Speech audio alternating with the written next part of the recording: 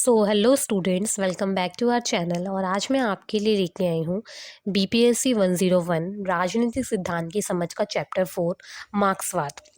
And students, इससे पहले के चैप्टर्स मैं ऑलरेडी अपलोड कर चुकी हूँ। अगर आपने वो चैप्टर्स नहीं देखे हैं तो फर्स्टली उन चैप्टर्स को जाके देखिए। उन सभी के लिंक्स मैं आपको डिस्क्रिप्शन बॉक्स में प्रोवाइड कर दूँगी। एंड यहाँ पे स्टूडेंट्स, फर्स्टली अगर आप मेरे चैनल पे नए हैं या फिर मेरी वीडियो को फर्स्ट टाइम देख रहे हैं तो ऐसी और वीडियोज़ को देखने के लिए चैनल को सब्सक्राइब करना ना भूलें और बेल आइकन को बजाना ना भूलें। एंड स्टूडेंट्स, आज का वीडियो हम लोग स्टार्ट करते हैं। तो फर्स्टली स्टूडेंट्स, हम जान लेते हैं कि आज के चैप्टर में वो कौन कौन से टॉपिक्स हैं जो हम डिस्कस करेंगे। ठीक है, तो यहाँ पे फर्स्ट जो टॉपिक है हमारा वो है मार्क्सवाद क्या है। मतलब मार्क्सवाद का अर्थ क्या है, मार्क्सवाद है क्या। ठीक है, तो वो हम जानेंगे। सेकंड जो हमारा पॉइंट होगा वो है मार्क्सवाद के प्रमुख सिद्धांत, मार्क्सवाद की प्रमुख विशेषताएं, मार्क्सवाद की आलोचना, अलगाव का सिद्धांत। तो स्टूडेंट्स, ये 5 टॉपिक्स हैं जो हम आज की वीडियो में कवर करेंगे। आपको बहुत ही ध्यान से सभी टॉपिक्स को आपको सुनना है। कोई भी डाउट्स वगैरह होता है वो आप मुझे कमेंट बॉक्स में बताएं, आप मुझे कांटेक्ट करके आप मुझसे क्लियर कर सकते हैं। ठीक है, तो एक एक करके हम सभी कंटेंट को डिस्कस करते हैं। बहुत ही ध्यान से आपको सुनना है। कोई भी डाउट्स हो आप मुझसे कमेंट बॉक्स में पूछ लीजिएगा। ठीक है, तो स्टार्ट करते हैं। सो स्टूडेंट्स, फर्स्ट जो टॉपिक है हमारा वो है मार्क्सवाद क्या है। तो मार्क्सवाद की विचारधारा की जो जन्मदाता हैं, पहले है कार्ल मार्क्स। तो कार्ल मार्क्स ने 1818 से 1883 तथा फ्रेडरिक एंजलियस 1820 और 1895 है। यानी कि कार्ल मार्क्स जो है वो भी मार्क्सवाद के जन्मदाता है और फ्रेडरिक एंजलियस ये भी एक तरीके से कार्ल मार्क्स के जन्मदाता इनको माना जाता है। इन दोनों ने ही विचारकों ने इतिहास, समाजशास्त्र, विज्ञान, अर्थशास्त्र व राजनीतिक विज्ञान की समस्याओं पर संयुक्त रूप से विचार करके जिस निश्चित विचारधारा को विश्व के सम्मुख रखा उसे मार्क्सवाद का नाम दिया जाता है। यानी कि अगर हम ये कहें कि मार्क्सवादी की जो विचारधारा है उसके जो जन्मदाता है वो कार्ल मार्क्स है। कार्ल मार्क्स तो है ही स्टूडेंट, लेकिन साथ के साथ फ्रेडरिक एंजलियस भी इनके जन्मदाता इनको कहा जाता है।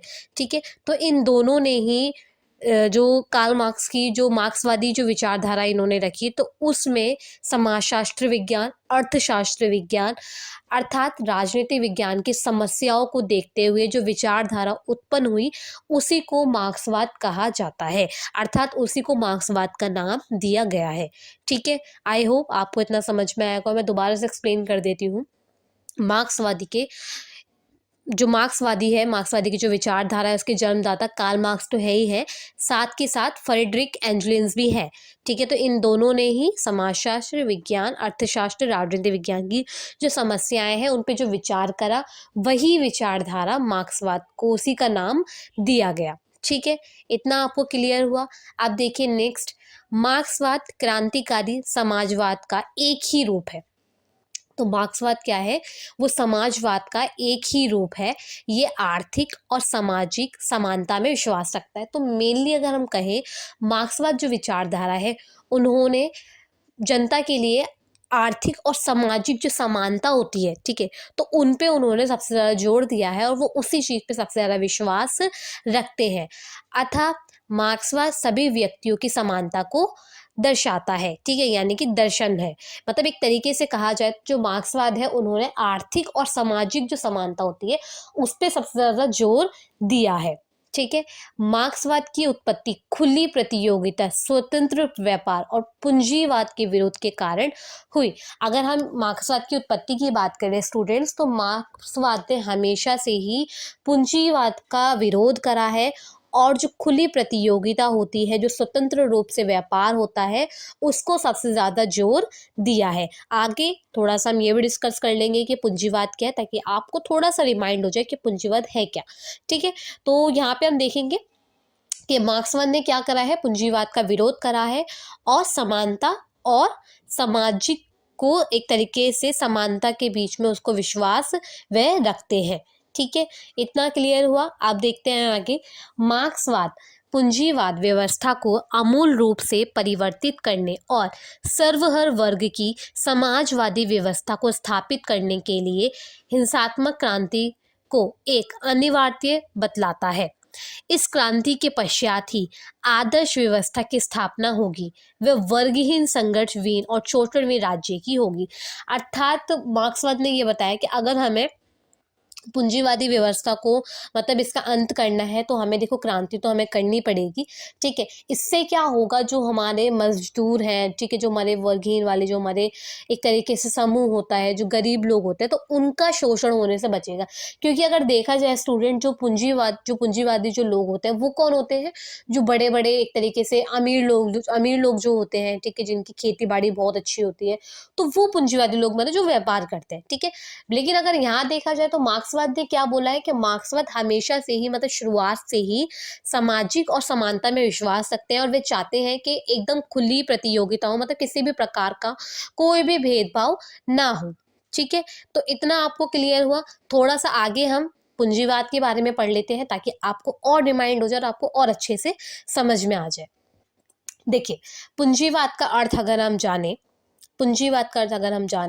तो पूंजीवाद स्वयं हित, तर्कपूर्ण, प्रतियोगिता, स्वयं नियंत्रित बाजार और निजी संपत्ति में विश्वास रखता है। तो पूंजीवाद क्या है, जो अपनी निजी संपत्ति, मतलब निजी संपत्ति ऑफ कोर्स किसके पास होगी, जो लोग अमीर हैं, जो लोग जिनके पास खेती बाड़ी बहुत अच्छी, जिनके पास जमीन है, ठीक है। आप देखते होगे गांव में इतने मतलब अमीर अमीर लोग होते हैं जिनकी कोठियां बन रखी होती है, अगर आप जानते हो, अगर आप जाते होगे गाँव, ठीक है, तो वहां पे आप देखते होगे तो उन्हीं को हम एक तरीके से कहते हैं कि वही मतलब सबसे ज्यादा अमीर वहां पे माने जाते हैं, ठीक है। तो वो लोग क्या करते हैं, एकदम अपनी निजी संपत्ति पे विश्वास रखते हैं, अपना खुद का वो व्यापार करते हैं, ठीक है। अपना खुद का व्यापार करके वो जो हमारे एक तरीके से जो नीचे जाति के जो लोग होते हैं, ठीक है, जो नीचे वर्ग के लोग होते हैं, वो उनसे अपने खेतों में अपनी जमीन वगैरह पे काम करवाते हैं, तो उस प्रकार से वो उनका शोषण करते हैं, ठीक है। तो ये जो शोषण हो रहा है, इसी का ही विरोध किसने करा है, मार्क्सवादी विचारधारा ने, ठीक है। पूंजीवादी विचारधारा से प्रेरित समाज में प्रभावशाली वर्ग निजी संपत्ति पर अपना नियंत्रण कायम करके उत्पादन के प्रमुख साधनों पर अपना अधिनियंत्रण स्थापित कर लेता है।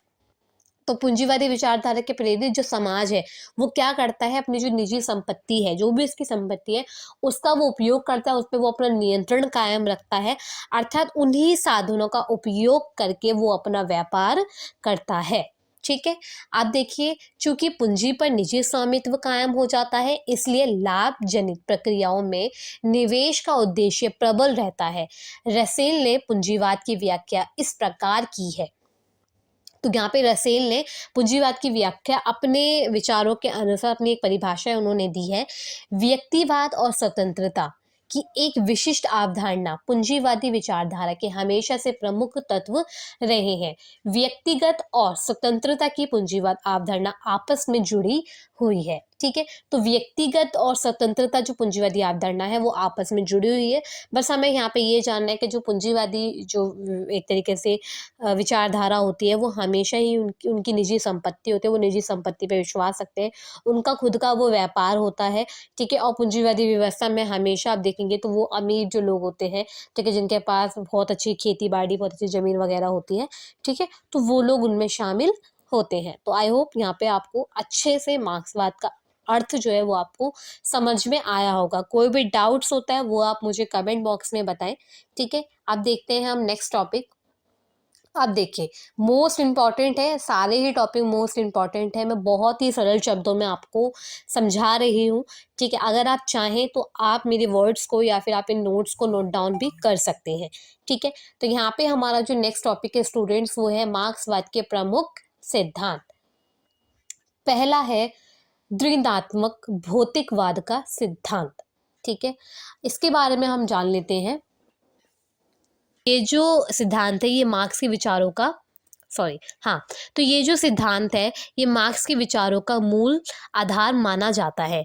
मार्क्स ने द्वंद्वात्मक प्रणाली को हीगल से ग्रहण किया है। तो ये जो एक तरीके से द्वंद्वात्मक भौतिकवाद का जो सिद्धांत है ये हीगल से ग्रहण किया है। मतलब अगर हमें द्वंद्वात्मक भौतिकवाद का अर्थ अगर हमें जानना है तो हमें हीगल के जो विचार हैं उनको जानना बहुत ही ज़्यादा आवश्यक है स्टूडेंट्स। ठीक है, अगर हमें द्वंद्वात्मक भौतिकवाद की व्याख्या को अगर हमें जानना है तो हमें उससे पहले जो हीगल के जो विचार हैं हमें उसको जानना बहुत ही ज़रूरी है, क्योंकि जब ये द्वंद्वात्मक भौतिकवाद को मार्क्सवादी सिद्धांत में गिना गया तो मार्क्स ने पहले हीगल के जो विचार थे उनको ग्रहण किया। ठीक है, मार्क्स के द्वंद्वात्मक समझने के लिए हीगल के विचारों को जानना आवश्यक है। अगर हमें मार्क्स के द्वंद्वात्मक भौतिकवाद को समझना है तो हमें हीगल के विचारों को जानना बहुत ही ज़्यादा आवश्यक है। ठीक है, मैं आपको यही कह रही हूँ, अगर हमें इस टॉपिक को मतलब इस सिद्धांत को अगर हमें पढ़ना है तो आपको हीगल के विचार पहले जानने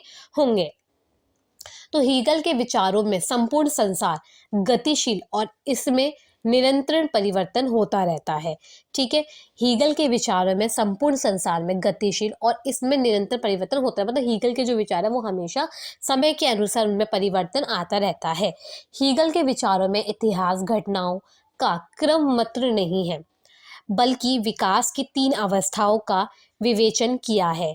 मतलब अगर हम हीगल के विचार की बात करें तो हीगल ने 3 अवस्थाएं बताई हैं, वाद, प्रतिवाद, संवाद। कि हीगल ने 3 अवस्थाओं का विवेचन किया है, वाद, प्रतिवाद, संवाद। देखिए, हीगल ने कोई भी विचार अपना दर्शाया, ठीक है, तो वो जो विचार दर्शाया स्टूडेंट्स वो हमारा कहलाएगा वाद। अब वही जो विचार है उसको बहुत समय हो गया, कुछ समय जैसे बीतता गया, कुछ समय हो गया, ठीक है, तो वो जो समय बीता, ठीक है, उसमें जो एक तरीके से जो भी विचार उत्पन्न हुए, ठीक है, वो हमारा कहलाएगा प्रतिवाद। ठीक है, प्रतिवाद कहलाया। अब जो प्रतिवाद कहलाया है, प्रतिवाद के खिलाफ जो भी विरोध हो रहा है, ठीक है, जो भी विरोध हुआ, ठीक है, तो उसके बाद जो भी विचार उत्पन्न हुए वो हमारा संवाद कहलाता है। मैंने कोई भी बात कही, ठीक है, उस बात को बहुत ज़्यादा समय हो गया, ठीक है, तो वो क्या हुआ, प्रतिवाद हुआ। प्रतिवाद मतलब मेरी बात को लेके कोई भी विरोध अगर छिड़ा है और उससे कोई नया विचार उत्पन्न हुआ है तो वो संवाद कहलाता है। आई होप यहाँ पे आप अच्छे से समझ गए होंगे। ठीक है, अब देखते हैं नेक्स्ट क्या है इसका। हीगल का कहना है कि द्वंद्व के माध्यम से संवाद आगे चलकर वाद का रूप ले लेता है। ठीक है, अब देखिए, संवाद क्या था, जहाँ पे एक नया विचार उत्पन्न होता है वो संवाद कहलाता है। अब संवाद क्या होता है, संवाद क्या होता है, वो आगे चलकर ही वाद का रूप ले लेता है। मतलब जहाँ पे एक नया विचार उत्पन्न हो गया, ठीक है, वही आगे चल के वाद का रूप ले लेता है, जिनका पूर्ण प्रतिवाद होता है और द्वंद्व के बाद संवाद का रूप धारण करता है। इस प्रकार ये क्रम चलता रहता है। तो इस प्रकार ये क्या है, ये जो क्रम है स्टूडेंट्स वो चलता रहता है। यानी कि मैंने कोई विचार रखे, वो विचार मेरा वाद है, उसको कुछ समय बीता वो प्रतिवाद है, उस प्रतिवाद को लेके कोई भी विरोध छिड़ा, फिर एक नया विचार उत्पन्न हुआ, वो संवाद कहलाता है। फिर वो संवाद जो नया विचार उत्पन्न हुआ वही दोबारा से वाद कहलाता है। ठीक है, अब देखिए, तो ये जो क्रम है स्टूडेंट्स वो चलता रहता है। मार्क्स ने हीगल के द्वंद्वात्मक स्वीकार किया है किंतु हीगल के विचारों को उसने अस्वीकार किया। ठीक है, तो मार्क्स ने हीगल के जो द्वंद्वात्मक को स्वीकार किया किंतु हीगल के विचारों को उसने अस्वीकार, मतलब मार्क्स ने क्या करा, जो हीगल के जो द्वंद्वात्मक भौतिकवाद का जो सिद्धांत है उन्होंने वो स्वीकार तो कर लिया, लेकिन हीगल के जो विचार थे ना वो उन्होंने स्वीकार नहीं करे। ठीक है, उन्होंने वो उसका अस्वीकार कर दिया। जहाँ हीगल संसार को नियामक तथा विश्व आत्मा मानते हैं वहाँ मार्क्स भौतिक तत्व को स्वीकार करता है। आप देखिए, जहाँ जो हीगल है, हीगल कौन है, जो कि विचारक है, हीगल संसार को नियामक तथा विश्व आत्मा मानते हैं, वहीं दूसरी ओर मार्क्स जो है वो भौतिक तत्व को स्वीकार करता है। ठीक है, दोनों ही अपना अलग अलग उन्होंने अपने अपने विचार रखे। ठीक है, मार्क्स ने बेशक द्वंद्वात्मक को स्वीकार किया लेकिन जो हीगल के जो विचार थे उन्होंने उसको वो स्वीकार नहीं किया। हीगल की नज़रों से अगर देखा जाए तो हीगल संसार को नियामक तथा विश्व को वो आत्मा मानते हैं, वहीं दूसरी ओर मार्क्स जो है वो भौतिक तत्व को स्वीकार करते हैं। मार्क्स का मानना है कि ऋणात्मक का आधार विश्व आत्मा ना होकर पदार्थ ही है। ठीक है, तो उनका कहना ये है कि जो हीगल कहते हैं कि ये एक तरीके से हाँ, हीगल जो कहते हैं कि ये हमारी विश्व में आत्मा है, तो उन्होंने मार्क्स ने ये कहा कि ये आत्मा न होकर एक पदार्थ है, ये भौतिक पदार्थ ही संसार का आधार है। पदार्थ विकासमान है और उसकी गति निरंतर विकास की और ही विकास ऋणात्मक रीति से होता है। वाद, प्रतिवाद और संवाद के आधार पर ही विकास गतिमान रहता है। मार्क्स के विचारों में पूंजीवाद, जहाँ दो वर्ग पूंजीवादी व श्रमिक है, एक धनवान है तो दूसरा निर्धन है। मैंने आपको क्या कहा, पूंजीवादी लोग कौन होते हैं, जो बहुत ही ज्यादा धनवान होते हैं, ठीक है, जिनके पास काफी ज्यादा स्टूडेंट एक तरीके से खेती बाड़ी होती, जमीन वगैरह होती है, ठीक है, तो वो होते हैं। और वहीं दूसरी ओर क्या होता है, एक व्यक्ति होगा जो बहुत ही ज्यादा निर्धन होगा।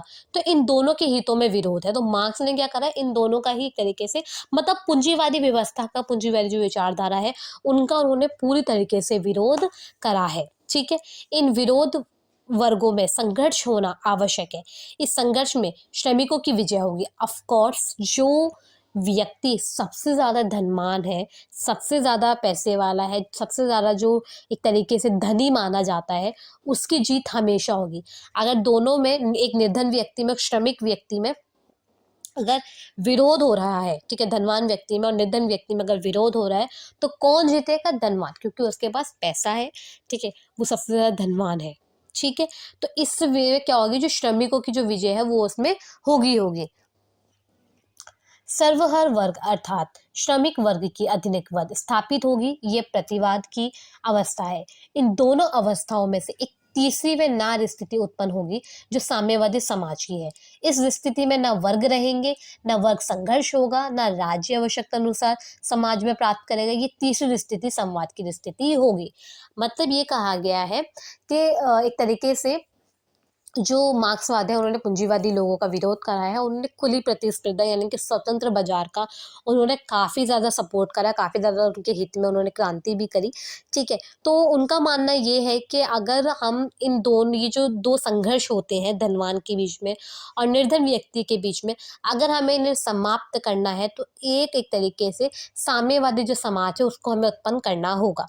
इससे क्या होगा, जो भी मनुष्य है वो अपने अनुसार वो अपना व्यापार करेगा, किसी भी प्रकार का कोई भी शोषण नहीं होगा। ठीक है, जो व्यक्ति निर्धन है किसी प्रकार का शोषण नहीं होगा और इसी व्यवस्था को तीसरी संवाद की स्थिति होगी। अब देखिए संवाद क्या था, अगर आपको समझ में आया हो स्टूडेंट, अब संवाद साम्यवाद से कैसे जुड़ा हुआ है वो मैं आपको बताती हूँ।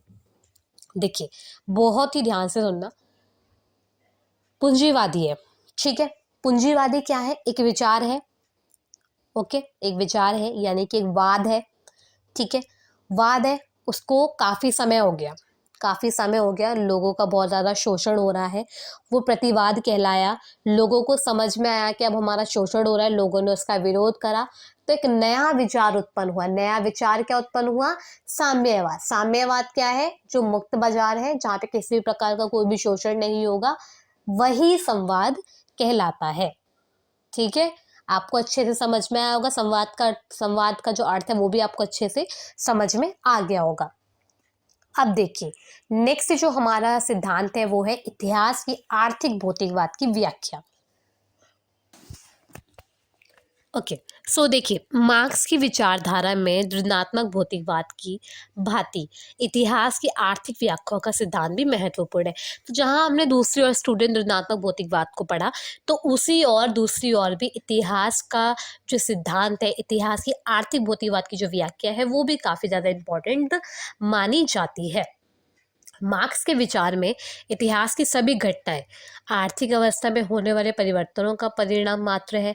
मार्क्सवाद का मत है कि प्रत्येक देश में और प्रत्येक काल में सभी राजनीतिक सामाजिक संस्थाएं, कला, रीति रिवाज तथा समस्त जीवन भौतिक अवस्थाओं व आर्थिक तत्व से प्रभावित होती है। मार्क्स अपनी आर्थिक व्याख्या के आधार पर मानवीय इतिहास की 6 अवस्थाएं बतलाई हैं, जो है मतलब अगर जैसे हमने अभी ध्रुवनात्मक भौतिकवाद को पढ़ा तो स्टूडेंट वहीं दूसरी ओर इतिहास का जो आर्थिक व्याख्या है वो भी काफ़ी ज़्यादा इंपॉर्टेंट इसमें मानी जाती है।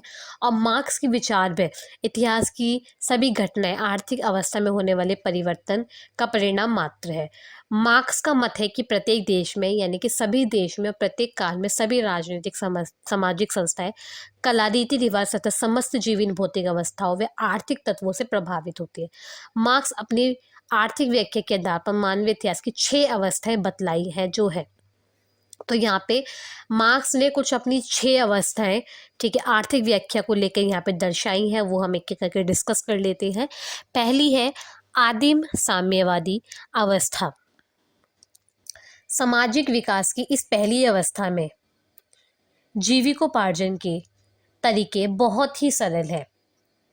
शिकार करना, मछली मारना, जंगलों से कंदमूल एकत्रित करना ही इनका मुख्य व्यवसाय था। भोजन प्राप्त करने व जंगली जानवरों से अपनी रक्षा करने के लिए ही मनुष्य समूह में झुंड बनाकर साथ साथ रहते थे। इस अवस्था में उत्पादन के साधन समस्त समाज के समूह संपत्ति हुआ करते थे। इन अवस्था में निजी संपत्ति नहीं थी और ना ही कोई शोषक था और ना ही कोई शोषित, सब मनुष्य समान थे। इसलिए मार्क्स ने इस अवस्था को साम्यवादी अवस्था कहा है। अगर आप स्टूडेंट थोड़ा सा पुराने समय में अगर आप जाएंगे तो आपने सुना होगा, आपने हिस्ट्री में भी इसको पढ़ा होगा कि लोग पहले क्या करते थे, लोग जंगलों में रहते थे और वहाँ पे शिकार करते थे, मछली को मारते थे और जो कंदमूल होते थे उनको इकट्ठा करते थे। तो वही उनका एक व्यवसाय था। उस दौरान सभी व्यक्ति समान थे, उनके पास कोई निजी संपत्ति नहीं थी, जो था वो जंगलों से ही अपना खाना वगैरह इकट्ठा करते थे, उसी भोजन को प्राप्त करते थे और जानवरों की वही वो लोग रक्षा करते थे, ठीक है। और जानवरों से बचने के लिए भी, जैसे कभी कभार क्या तो कोई जानवर हमला ना कर दे, अगर उनको खाना इकट्ठा करने जाना है तो वो हमेशा एक झुंड बनाकर जाते थे, ठीक है। तो उस दौरान कोई भी संपत्ति नहीं थी, कोई भी निजी संपत्ति नहीं थी, किसी भी प्रकार का कोई भी शोषक नहीं था, कोई भी असमानता नहीं थी, कोई भी किसी का शोषण भी नहीं कर रहा था। तो इसलिए मार्क्स ने इस अवस्था को साम्यवादी अवस्था कहा है, ठीक है। थोड़ा सा इतिहास में हम गए जिसमें हमने एक अवस्था मार्क्स के दौरान हमने पढ़ी। अब देखिए दूसरा जो हमारा है दासत्ता की अवस्था। धीरे धीरे भौतिक परिस्थितियों में परिवर्तन आया। अब धीरे धीरे क्या हुआ, समय थोड़ा बदलता गया, थोड़ा सा उसमें परिवर्तन हुआ। व्यक्तियों ने खेती करना और पशुपालन करना, दस्तकारी करना प्रारंभ कर दिया। अब क्या हुआ, जो लोग जंगलों में रहते थे स्टूडेंट, उन लोगों ने, समय बीतता गया, थोड़ा बहुत परिवर्तन हुआ, उन लोगों ने वहीं पे खेती करना, पशुपालन करना, ठीक है, उन्होंने शुरू कर दिया। इससे समाज में निजी संपत्ति का विचारों का उदय हुआ। अब क्या हुआ, खेती बाड़ी होने लग गई, पशुपालन होने लग गए, लोग जानवरों को पालने लग गए, ठीक है। तो उस समय क्या हुआ, जो निजी संपत्ति है उसका एक विचार का उत्पन्न हुआ। जिन्होंने उत्पादनों के साधनों, भूमि आदि व अधिकार विभाजित जिन्होंने उत्पादन के साधनों, भूमि आदि व अधिकार कर लिया, यानी कि जिन्होंने क्या करा, जो भी साधन होते थे, जो भी भूमि वगैरह होती थी, ठीक है, अर्थात जो भी होता था उस पर अपना आधिकारिक तरीके से उन्होंने जमा लिया, वे स्वामी कहलाए। ये दूसरे व्यक्तियों को बलपूर्वक काम करवाने लगे। वे दास कहलाए। समाज स्वामी और दास 2 वर्गों में विभाजित हो गया। अब देखिए समझना आपको क्या है, स्वामी कौन है। स्वामी वो है जिन्होंने अपनी भूमि पर अपना अधिकार जमा लिया, अर्थात जो व्यक्ति धनवान है वो यहाँ पे स्वामी कहलाया गया है। दास कौन है, जिनका शोषण हो रहा है, ठीक है। तो इस प्रकार से क्या हुआ, पहले लोग क्या करते थे, मछली मारकर वो अपना खाना खा रहे हैं, ठीक है, कंदमूल एकत्रित कर रहे हैं, अपना भोजन प्राप्त कर रहे हैं, एक साथ वो लोग अपना भोजन को इकट्ठा करने जा रहे हैं, कोई भी उनके पास निजी संपत्ति नहीं, किसी भी प्रकार का कोई भी शोषण नहीं हो रहा।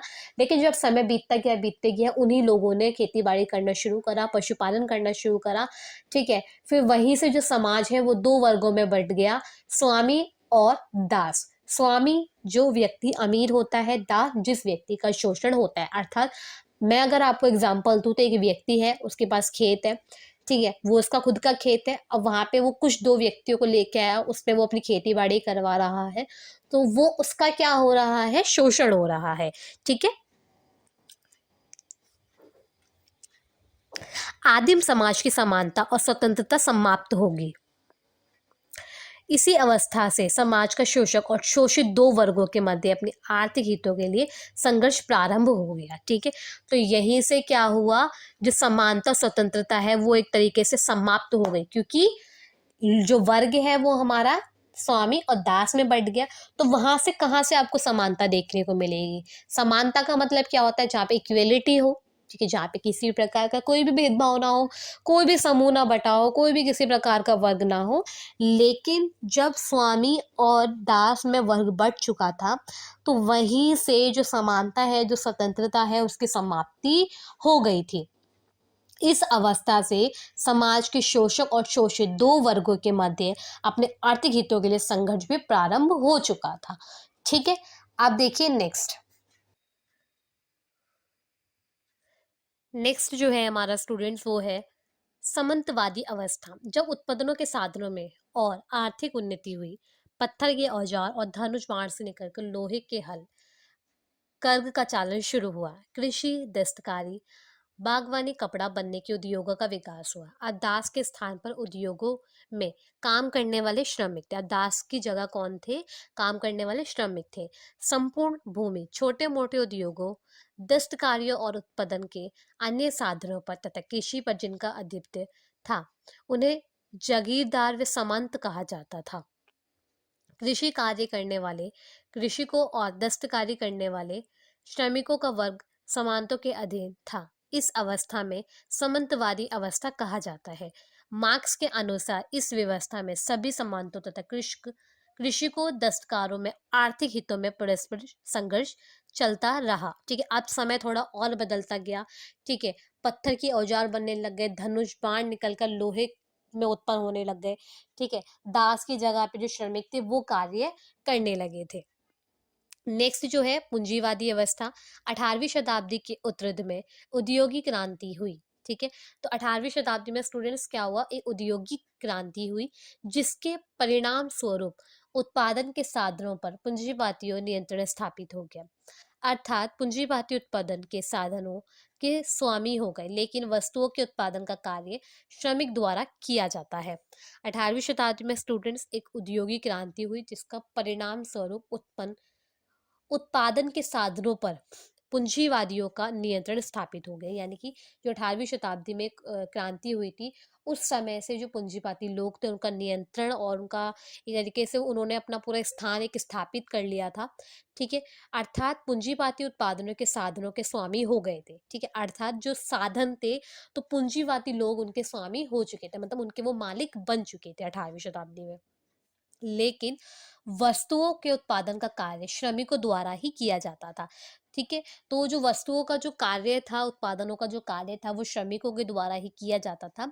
वस्तुओं का उत्पादन बहुत बड़े पैमाने पर होता था। अतः श्रमिक स्वतंत्र होकर कार्य करते थे, किंतु श्रमिकों के पास उत्पादन नहीं होते। अतः वे अपनी आर्थिक आवश्यकता पूर्ण करने के लिए श्रम बचाने को बाध्य होते थे। निजी लाभ के लिए पूंजीवादी पूंजीपति वर्ग ने श्रमिकों का शोषण किया। ठीक है, दूसरी तरफ श्रमिकों में भी अपने हितों की रक्षा के लिए जागरूकता आई। अब क्या हुआ स्टूडेंट्स, जब 18वीं शताब्दी हुई, तो 18वीं शताब्दी में पूंजीपति लोगों का एक तरीके से उनकी जो उत्पत्ति है वो हुई। तो उस दौरान पूंजीपति लोगों ने एक तरीके से जो उनके साधन थे, जो भी उत्पादन थे, उन पे अपना एक तरीके से हक जमाया, अपना नियंत्रण बनाए रखा। ठीक है, उनसे कार्य करवाया और श्रमिकों पर अपना जोर दिया। तो श्रमिकों को जब लगा कि हमारा शोषण हो रहा है, ठीक है, तो उन्होंने अपने हितों की रक्षा के लिए जागरूकता फैलाई।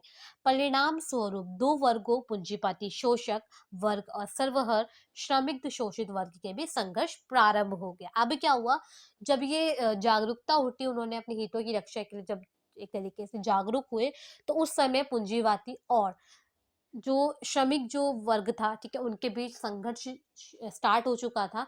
मार्क्स का मत है कि संघर्ष अपने चरम मोतक्ष पर पहुंचकर पूंजीवाद को समाप्त कर देगा।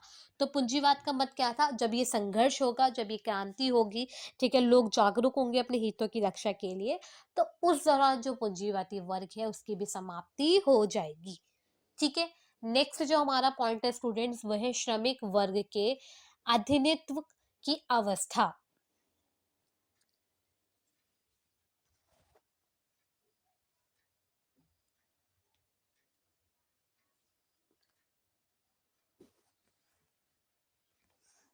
मार्क्स का विचार है कि पूंजीवाद अवस्था द्वंद्वात्मक भौतिकवाद के माध्यम से श्रमिक व पूंजीवादियों के मध्य संघर्ष में जब पूंजीवादियों का पराजय होगी तब पूंजीवाद समाप्त होकर ऐतिहासिक विकास की पांचवी अवस्था श्रमिक वर्ग की आध्यात्मिक की अवस्था आएगी। यानी कि मार्क्स का विचार है कि जो पूंजीवादी अवस्था द्वंद्वात्मक भौतिकवाद के माध्यम से श्रमिकों व पूंजीवादियों के मध्य में संघर्ष, यानी कि उनकी जब हार होगी, पूंजीवादी लोगों की जब समाप्ति होगी, तो उस दौरान पांचवी अवस्था में श्रमिक वर्ग के अधीनत्व की अवस्था आएगी।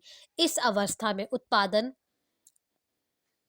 उत्पादन की संपूर्ण साधनों पर श्रमिकों का अधिकार हो जाएगा। यानी कि मार्क्स का विचार था, जब पूंजीवाद जो विचारधारा है जब उसकी समाप्ति होगी, तो वो समाप्ति जब हो जाएगी तो वो पांचवी अवस्था में आ जाएगी जो अधीनत्व की अवस्था कहलाएगी। तो उस दौरान क्या होगा, जो श्रमिक लोग हैं उन पर, उन्हीं साधनों पर श्रमिक लोगों का अधिकार हो जाएगा, जिसे श्रमिक वर्ग का आधुनिक तंत्र या तानाशाही कहा गया है। ठीक है। जब पूंजीवादी लोगों का अंत हो जाएगा, उनकी समाप्ति हो जाएगी, तो उन साधनों पर किसका हक होगा? श्रमिकों का। तो वही जो एक तरीके से जो अधिकार श्रमिकों का है, वही श्रमिक वर्ग के अधीनत्व की अवस्था कहलाएगा। ठीक है। इस पांचवी अवस्था के बहुमत वर्ग श्रमिक वर्ग अल्पमत वर्ग पूंजीपाती वर्ग के विरुद्ध अपनी राज्य शक्ति का प्रयोग कर उसे पूर्णतः समाप्त कर देगा। नेक्स्ट जो हमारा टॉपिक है वो है राज्यहीन और वर्गहीन समाज की अवस्था। मानवीय इतिहास के अंतिम अवस्था, अब ये अंतिम अवस्था है क्योंकि हमने पढ़ ली, छठी लास्ट है हमारी। अंतिम जो अवस्था है राज्य विहीन और वर्ग विहीन समाज की अवस्था आएगी। इस अवस्था में समाज में केवल एक ही वर्ग होगा जिसे श्रमिक वर्ग कहा जाएगा। अभी क्या होगा देखिए, अगर हम इस अगर हम इसको पढ़ें तो पहले क्या हुआ, जो लोग थे वो जंगलों में रहते थे, जो अपना खाना खुद अपना इकट्ठा करते थे। फिर धीरे धीरे उन्हीं लोगों ने क्या करा, पशुपालन खेती बाड़ी करना शुरू शुरू कर दिया। वहीं से स्वामी और दास में वर्ग विभाजित हो गया। ठीक है। फिर थोड़ा समय बीतता गया, फिर पत्थरों से और पत्थरों का उत्पन्न हुआ, लोहे का उत्पन्न हुआ, बाढ़ का उत्पन्न हुआ। ठीक है। तो वहां पे और एक तरीके से शोषण होना स्टार्ट हो गया। फिर 18वीं शताब्दी में क्रांति हुई, जिसको औद्योगिक क्रांति कहा जाता है। वहीं से पूंजीपति लोगों की उत्पत्ति हुई, वहां से लोगों ने जो श्रमिक वर्ग होता है उनका शोषण करना शुरू कर दिया। फिर धीरे धीरे वो लोग जागरूक हुए, उन्होंने अपने हितों की रक्षा करने के लिए चीजें करी। ठीक है। फिर जब पूंजीपति वर्ग की समाप्ति होगी तो वो श्रमिक जो भी अधिकार होंगे, जो भी साधन होंगे, वो श्रमिक वर्ग के होंगे। ठीक है। उनपे उनकी ही तानाशाही देखी जाएगी। अगर अंत में देखा जाए तो जो मानवीय इतिहास की जो अंतिम व्यवस्था है वो राज्यविहीन और वर्गविहीन होगी। ठीक है। समाज की अवस्था आएगी, इस समाज में केवल एक ही वर्ग होगा। मतलब जैसे पहले दो वर्ग थे, क्या बोलते हैं, राज और दास और स्वामी, लेकिन अब क्या होगा, केवल एक ही वर्ग होगा जो होगा श्रमिकों का वर्ग। इस समाज में ना कोई शोषक वर्ग होंगे, ना किसी का शोषण होगा। ये समाज राज्यविहीन होगा, वर्गविहीन होगा। अतः वर्ग विहीन समाज में राज्य स्वतः ही समाप्त हो जाएगा तथा इस समाज में वितरण का सिद्धांत लागू होगा, जिसमें समाज के प्रत्येक लोग अपनी योग्यता के अनुसार कार्य करेंगे तथा अपनी आवश्यकताओं के अनुसार प्राप्ति वो करेंगे। ठीक है। इतना आपको बहुत ही अच्छे से समझ में आया होगा। आगे देखते हैं। नेक्स्ट जो हमारा सिद्धांत है स्टूडेंट्स, वो है वर्ग संघर्ष का सिद्धांत। मार्क्स का अन्य सिद्धांत वर्ग संघर्ष का सिद्धांत है। मार्क्स ने कहा है कि आज तक के समाजों का इतिहास वर्ग संघर्ष का इतिहास रहा है। कुलीन और साधारण व्यक्ति, सरदार और सर्वे की संघपंथी और श्रमिक निरंतर के एक दूसरे के विरोध में खड़े रहे हैं। उनमें उनमें आबाद गति से संघर्ष जारी है। मार्क्स इसके निष्कर्ष निकाला है कि आधुनिक काल में पूंजीवाद के विरुद्ध श्रमिक संगठित होकर पूंजीवाद व्यवस्था को समाप्त कर देंगे तथा सर्वहर वर्ग की तानाशाही स्थापित हो जाएगी। तो वर्ग संघर्ष का सिद्धांत का मतलब ये है कि मार्क्स ने ये कहा है कि जैसे कि पूंजीवादी लोग जो एक तरीके से अपना नियंत्रण वो बनाए रखने की कोशिश कर रहे थे, अगर उसका विरुद्ध होगा, ठीक है, अगर उसकी समाप्ति होगी, तो उस दौरान क्या होगा, जो सर्ववर्ग वर्ग है उसकी तानाशाही स्थापित हो जाएगी। फोर्थ जो हमारा सिद्धांत है स्टूडेंट्स, वो है अतिरिक्त मूल्य का सिद्धांत। मार्क्स ने अपनी पुस्तक दास कैपिटल में अतिरिक्त मूल्य के सिद्धांत की विवेचना की है। मार्क्स की मान्यता है कि पूंजीपाती श्रमिकों को उनका उचित परिश्रमिक ना देकर उनके श्रम का संपूर्ण लाभ स्वयं हड़प लेते हैं। तो अतिरिक्त मूल्य का सिद्धांत का मतलब ये होता है, उन्होंने मार्क्स ने अपनी उनकी एक पुस्तक थी दास कैपिटल, उसमें उन्होंने दर्शाया कि जो एक तरीके से जो स्वामी लोग होते थे, जो अमीर लोग होते, जो धनवान लोग होते थे, वो श्रमिकों का क्या करते थे, जो भी उनका एक तरीके से जो भी उनका न्यूनतम आयु बनता था, जो भी उनकी सैलरी वगैरह बनती थी, उनका वो खुद ही वो हड़प लेते थे, ठीक है? स्वयं हड़प लेते थे और स्वयं उसका लाभ उठाते थे।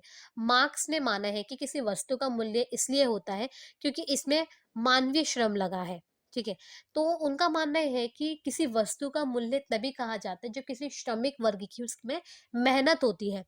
दूसरे शब्दों में वस्तु के मूल्य का निर्धारण उस श्रम से होता है जो उस वस्तु के उत्पादन पर लगाया जाता है। जिस वस्तु पर अधिक श्रम लगता है उसका मूल्य और अधिक, जिस वस्तु के उत्पादन पर कम श्रम लगता है उसका मूल्य कम होता है।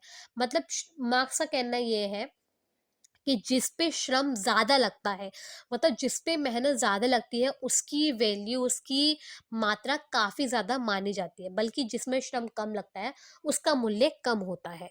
किंतु जब वह वस्तु बाज़ार में बिकती है, तो वहाँ ऊँचा मूल्य पाती है। यानी कि अगर कोई भी चीज़ किसी भी फैक्ट्री में अगर बनती है, तो उसका मूल्य बढ़कर बाज़ार में बढ़कर ही मिलता है। ठीक है? इस प्रकार वस्तु के बाजार मूल्य व वास्तविक मूल्य के अंतर को पूंजीपति स्वयं हड़प लेते हैं। तो जो भी मूल्य आता है, पूंजीपति लोग क्या करते हैं, उसको स्वयं हड़प लेते हैं, बल्कि उनको जो श्रमिक लोग होते हैं उनको उनका हक जो है वो देना चाहिए। मार्क्स की दृष्टि में जो धन पूंजीवादी द्वारा अपने पास रख लिया गया, वही धन अतिरिक्त मूल्य कहलाता है। मतलब जो लोग पूंजीपति लोग क्या करते हैं, जो श्रमिकों का जो धन होता है वो खुद ही हड़प लेते हैं, वही धन अतिरिक्त मूल्य कहलाता है। ठीक है। नेक्स्ट जो है वो है सर्ववर वर्ग का अधिनियतवाद। मार्क्स का कहना यह है कि द्वंद्वात्मक भौतिकवाद के सिद्धांत के अनुसार पूंजीवादी व्यवस्था में अंतर्निहित विरोध स्वभाव के कारण पूंजीवादी वर्ग में संघर्ष होना अवश्य भावी है। इस वर्ग संघर्ष के श्रमिक वर्ग संगठित होकर पूंजीपति वर्ग पर भरपूर प्रहार करेंगे और रक्तम क्रांति द्वारा मार्क्सवाद रक्तम क्रांति द्वारा पूंजीवाद को समूल रूप से नष्ट करने के उद्देश्य में अधिनित्व की विशेषताएं हैं। मार्क्स के अनुसार समाजवाद में अल्पसंख्यक पूंजीपति वर्ग बहुसंख्यक श्रमिकों पर शासन करते हैं। आप देखिए, अल्पसंख्यक कौन होता है, बहुसंख्यक कौन होता है? अल्पसंख्यक का मतलब होता है स्टूडेंट जिनकी संख्या कम होती है, और बहुसंख्यक वो होता है जिसकी संख्या ज्यादा होती है। तो मार्क्स के अनुसार क्या होता है, जो पूंजीवादी समाज है वो अल्पसंख्यक पूंजीवादी वर्ग पर बहुसंख्यक श्रमिकों पर शासन करते हैं। जब श्रमिकों की तानाशाही में बहुसंख्यक श्रमिक वर्ग अल्पसंख्यक पूंजीवादी पर शासन करेगा, इस प्रकार ये पूंजीवादी शासन की तुलना में अधिक लोकतांत्रिक होगा। ठीक है। श्रमिकों की अधिनित्ववादी शासन में निजी संपत्ति की उन्मूलन किया जाएगा और उत्पादन और वितरण के साधनों पर राज्य का एक अधिकार हो जाएगा। ठीक है। श्रमिकों की तानाशाही में पूंजीपति वर्ग के बलपूर्वक दबा दिया जाएगा, जिसमें भविष्य में वे पुनः सिर न उठा सके पूंजीवाद में विश्वास रखने वालों का अंत कर दिया जाएगा। श्रमिकों की तानाशाही स्थिति में राज्य की संक्रमणकालीन व्यवस्था है।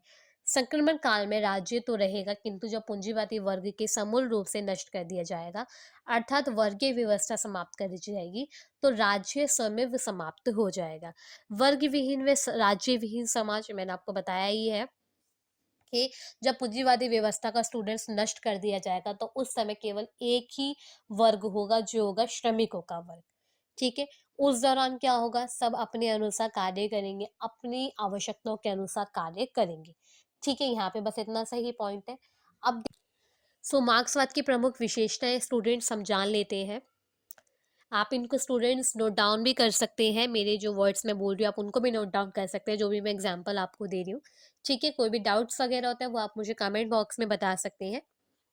अब देखिए, मार्क्सवाद की प्रमुख विशेषता अगर हम जानें, तो पहली जो विशेषता है वो है मार्क्सवाद पूंजीवादी के विरुद्ध एक प्रतिक्रिया है। सही बात है।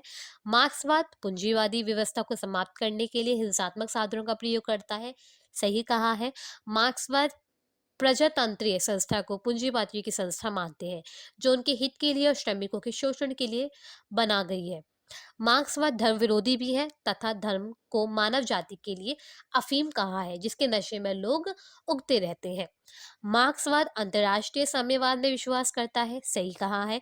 समाज या राज्य में शोषकों और शोषितों में पूंजीपातियों और श्रमिकों में वर्ग संघर्ष का अनिवार्य है। सातवीं जो विशेषता है वो है मार्क्सवाद अतिरिक्त मूल्य का सिद्धांत द्वारा पूंजीवाद के जन्म को स्पष्ट करता है। ठीक है। अब स्टूडेंट्स हम बात करें मार्क्सवाद की आलोचना या उसके विपक्ष में क्या तर्क दिए गए हैं। देखिए, कोई भी विचारधारा स्टूडेंट्स उत्पन्न होती है तो उसके आलोचना और उसके विपक्ष में तो कोई ना कोई विचारधारा होती ही होती है। ठीक है। तो पहली जो आलोचना है वो हम जानते हैं, मार्क्सवाद का जो उद्देश्य अस्पष्ट। मार्क्सवाद की आलोचना का आधार उसके उद्देश्य की अस्पष्टता है। मार्क्सवाद एक ऐसे समाज की कल्पना करता है जो वर्गविहीन और राज्यविहीन हो। इसके व्यवहारिक हल मार्क्सवाद में आस्था रखने वाले देशों के पास भी नहीं है। आज भी चीन में श्रमिक वर्गों की तानाशाही विद्यमान, किंतु वहां अन्य वर्ग भी है। दूसरी जो आलोचना है वो है हिंसा द्वारा सामाजिक परिवर्तन। मार्क्सवादियों का दृष्टिकोण है कि सामाजिक परिवर्तन के लिए हिंसा आवश्यक है, किंतु हिंसा की किसी भी स्थिति में सर्वनीय एवं वंशनीय नहीं हो सकती। मजदूरों की तानाशाही खतरनाक। विश्व में विद्यमान तानाशाही शासकों के समान श्रमिकों की तानाशाही भी शासन का विकृत रूप है। लोकतंत्र विरोधी धारणा। यद्यपि मार्क्सवाद समाजवादी लोकतंत्र के प्रांति और आस्था व्यक्त करते हैं, किंतु वास्तव में ये तानाशाही व्यवस्था का ही दूसरा रूप है। इस व्यवस्था में इस व्यवस्था में कोई दूसरा राजनीतिक दल नहीं होता। पांचवी जो आलोचना है अतिरिक्त मूल्य का सिद्धांत त्रुटिपूर्ण। मार्क्स ने अपने अतिरिक्त मूल्य के सिद्धांत में केवल श्रम को ही वस्तु के मूल्य निर्धारण का आधार माना है, जो स्वयं में त्रुटिपूर्ण है। मूल्य निर्धारण के लिए मांग, पूर्ति, समय, स्थान आदि इस कारण है जो वस्तु के मूल्य निर्धारण को प्रभावित करते हैं। नेक्स्ट जो हमारा टॉपिक है स्टूडेंट्स वो है अलगाव का सिद्धांत। ये हमारा लास्ट टॉपिक है। तो अलगव का जो स्वरूप है स्टूडेंट्स वो मार्क्स ने 1844 ईस्वी में अपनी क्रांति इकोनॉमिकल मैन्यूस्क्रिप्ट में अलगव से संबंधित अपने विचार उन्होंने व्यक्त किए, जिसे मैथजोरस ने मार्क्स थ्योरी ऑफ एलिनेशन में मार्क्स के अलगव संबंधित विचारों को संक्षिप्त रूप से प्रस्तुत किया, जिसमें हमारे 4 पक्ष बताए गए हैं। पहला है उत्पादित वस्तुओं की प्रति अलगाव। मैथजोरस लिखते हैं कि मार्क्स का कहना यह है कि मजदूर जनता है। ठीक है। मैथ जोरोस जो कि एक राइटर हैं वो लिखते हैं कि मैथ जोरोस जो है वो एक विचारक है। उन्होंने अपने अनुसार मार्क्स का कहना उन्होंने कहा कि जो मजदूर है मार्क्स के अनुसार वो जनता है, जो कुछ वे उत्पादन उसका नहीं है। इसका परिणाम ये होता है कि श्रमिक में उत्पादित वस्तु के प्रति अलगाव की भावना पैदा हो जाती है। श्रमिक की उत्पादन की प्रक्रिया में एक छोटे से भाग की भूमिका अदा करता है, इसलिए वे अपने आपको वस्तु का एकमात्र निर्माता नहीं कह सकता। श्रमिक का वस्तु क्रय विक्रय संबंधित प्रक्रिया पर कोई नियंत्रण नहीं होता। ये सभी परिस्थितियों में श्रमिक में उत्पादित वस्तु के प्रति अलगाव पैदा करती है। मार्क्स ने अलगाव का दूसरा स्वरूप व्यक्ति की अपनी स्वयं के प्रति अलगाव की भावना बताया है। ठीक है। तो यह हमारा फर्स्ट जो एक तरीके से पक्ष है वो हमने पढ़ा। दूसरा जो पक्ष है वो है मार्क्स ने अलगाव का दूसरी स्वरूप व्यक्ति की अपने स्वयं के प्रति अलगाव की भावना बताया है। आपका कहना यह है कि पूंजीपति व्यवस्था में श्रम विभाजन के कारण श्रमिक उत्पादन की प्रक्रिया में एक छोटा सा हिस्सा होता है। वह अपना श्रम बेचता है, वह अपने जीवन पर्यंत उत्पादन की प्रक्रिया को बार बार करता है। इससे श्रम के प्रति उसके अरुचि उत्तरोत्तर बढ़ती जाती है। मार्क्स ने श्रम को एक मानवीय क्रिया कहा है जो मानव की मानवता को परिभाषित करता है। पूंजीपति व्यवस्था में श्रम मानवीय क्रिया ना होकर जीविकोपार्जन का बनाए रखने का साधन मात्र रह जाता है। तीसरा जो हमारा सिद्धांत है वो है मानव जाति से अलगाव। अलगाव का तीसरा जो स्वरूप है अलगाव का जो तीसरा जो स्वरूप है वो मार्क्स बतलाते हैं कि उनके अनुसार पूंजीपति व्यवस्था में श्रम विभाजन एवं उत्पादन की प्रकृति व्यक्ति में मानव जाति के प्रति अलगाव पैदा कर देती है। मार्क्स लिखते हैं कि श्रमिक को समाज में रहकर अपने अस्तित्व के लिए आवश्यक परिस्थितियों का सामना करना पड़ता है। पूंजीवादी व्यवस्था में उसकी इतनी ही अधिक अरुचि पैदा हो जाती है कि वह स्वयं से ही नहीं बल्कि अपने परिवार के सदस्यों, मित्रों, मानव जाति से अलगाव अनुभव करने लगता है। वह इन सब प्रकार के सदस्य से दूर हटता जाता है। समुदाय और है उसका इतना अधिक शोषण होता है कि वह अपने जीवन और संसार के प्रति निष्क्रिय हो जाता है। ठीक है। चौथा जो हमारा है वो है व्यक्ति व्यक्ति का व्यक्ति से अलगाव। अलगाव का चौथा जो स्वरूप है जो मार्क्स ने बताया है वह तीसरे प्रकार का स्वरूप का ही निर्णय मात्र है। जो मार्क्स के अनुसार जो व्यक्ति अपनी प्रकृति के सामाजिक लक्षणों से अलग थलग पड़ जाता है तब प्रत्येक व्यक्ति समाज के अन्य व्यक्तियों से भी अलगाव की स्थिति में आ जाता है। ठीक है। आप इसको जो अलगाव की जो सिद्धांत है आप इनको इजीली अगर रीड भी करेंगे ना आपको अच्छे से समझ में आ जाएगा। ठीक है। कोई भी डाउट्स वगैरह होता है वो आप मुझे कमेंट बॉक्स में बता सकते हैं। तो यहीं पे स्टूडेंट जो हमारा आज का जो चैप्टर है मार्क्सवाद वो कंप्लीट होता है। कोई भी डाउट्स है आप वो मुझे कमेंट बॉक्स में बताएं। कोई भी टॉपिक अगर आपको नहीं समझ में आया है वो आप मुझे कमेंट बॉक्स में बताएं। ठीक है। एंड स्टूडेंट्स अगर आपको वीडियो अच्छा लगा हो तो वीडियो को लाइक शेयर एंड कमेंट करें। चैनल को सब्सक्राइब करें ऐसी और वीडियोस को देखने के लिए। वीडियो से रिलेटेड आप कमेंट्स करना ना भूलें। एंड स्टूडेंट्स वीडियो को ज़्यादा से ज़्यादा शेयर करें अपने फ्रेंड्स ग्रुप में। सो स्टूडेंट्स मैं प्रेरणा सिंह मिलती हूँ आपसे नेक्स्ट वीडियो में।